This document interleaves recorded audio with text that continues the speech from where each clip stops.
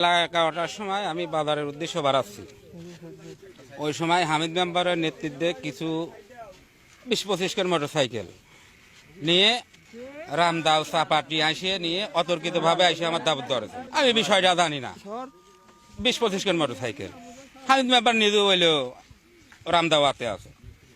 এই বিষয়ে যা করলাম যে কি বিষয়, পরে আমি লোকজন ডাক দিলাম। আমার লোকজন আসার পরে ওরা হইলো চলে যায়। আমি বললাম কি জন্য হইলো, আমি নাকি হইলো জামাতের লোকের মারছি। যার মারার কথা কচ্ছে সে কচ্ছে না আমার সাথে তো কোনো জ্ঞানজাম নাই। আমাদের ভিতরে জামাত বিএনপি কোনো আমার গ্রামে কোনো কারোর সাথে কোনো গড মিল নাই। আমরা সবাই আত্মীয় মিলতাল করেই থাই।